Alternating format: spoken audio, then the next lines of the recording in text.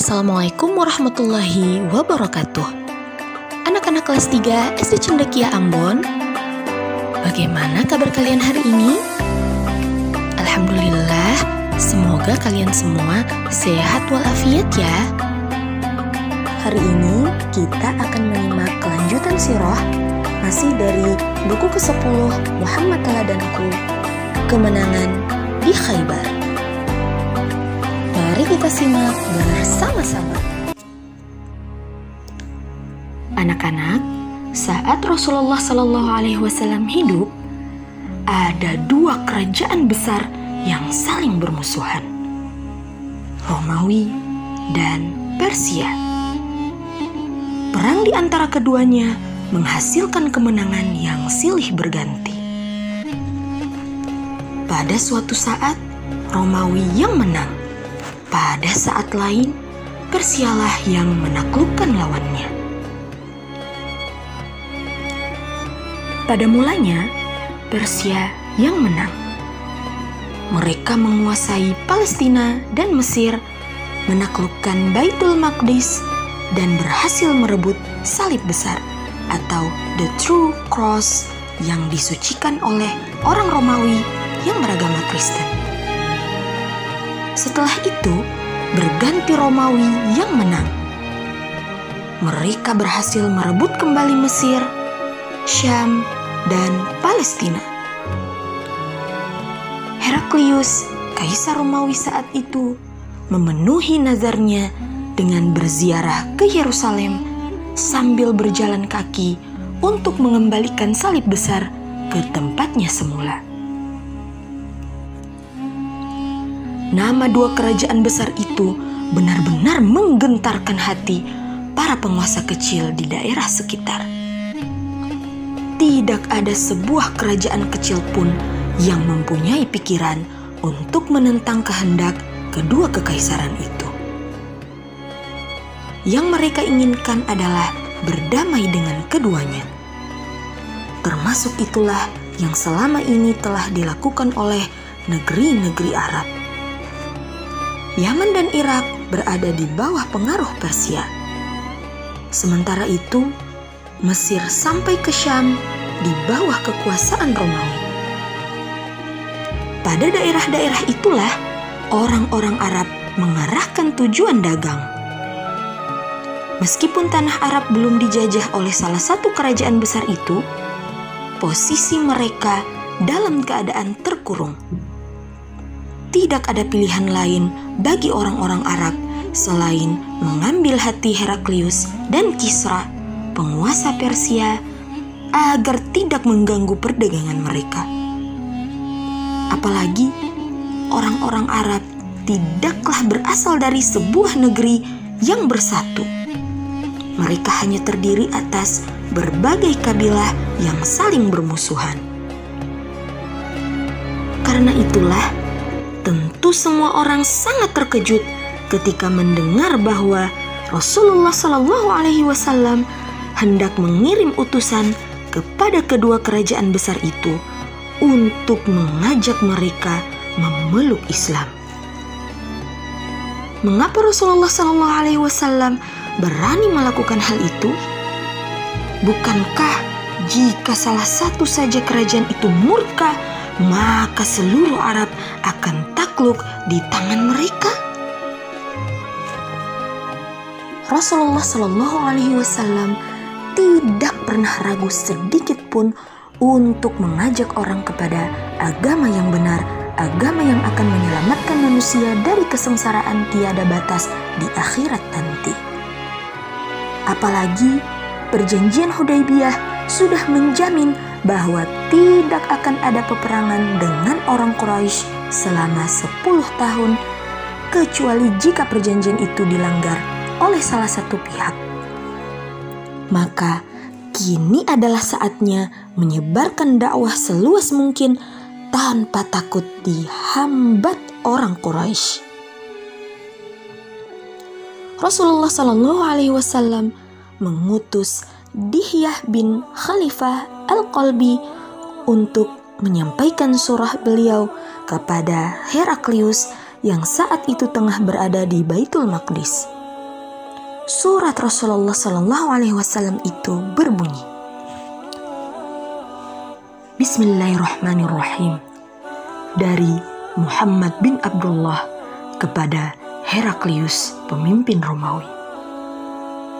Kesejahteraan bagi siapapun yang mengikuti petunjuk. Masuklah Islam, niscaya Tuhan akan selamat. Masuklah Islam, niscaya Allah akan melimpahkan pahala kepada Tuhan 2 kali lipat. Namun, jika Tuhan berpaling, maka Tuhan akan menanggung dosa rakyat Arisiyin. Katakanlah, wahai ahli kitab, marilah kepada suatu kalimat ketetapan yang tidak ada perselisihan antara kami dan kalian, bahwa tidak kita sembah kecuali Allah dan tidak kita sekutukan Dia dengan sesuatu pun, dan tidak pula sebagian kita menjadikan sebagian yang lain sebagai Tuhan selain Allah. Jika mereka berpaling, katakanlah kepada mereka, saksikanlah bahwa kami adalah orang-orang yang menyerahkan diri kepada Allah. Quran Surah Ali Imran ayat 64.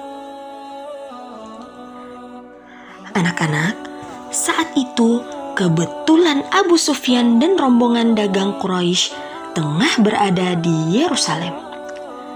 Heraklius pun mengundang mereka ke dalam pertemuan yang dihadiri oleh para pembesar Romawi. Siapa di antara kalian yang ikatan darahnya paling dekat dengan orang yang mengaku sebagai nabi itu? Tanya penerjemah Heraklius. Akulah orang yang paling dekat hubungan darahnya dengan dia, jawab Abu Sufyan. Mendekatlah kemari, pinta Heraklius. Nah, anak-anak, apakah Abu Sufyan akan mengatakan hal-hal yang baik tentang Rasulullah SAW atau sebaliknya? Bagaimana nasabnya di tengah kalian?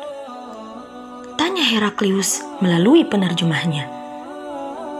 Dia adalah orang terpandang di antara kami, jawab Abu Sufyan.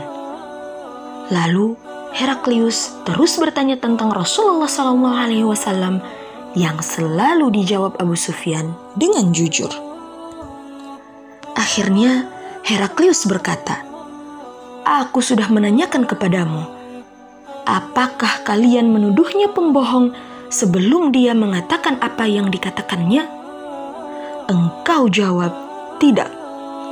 Memang, aku tahu tidak mungkin dia berdusta terhadap manusia dan terhadap Allah.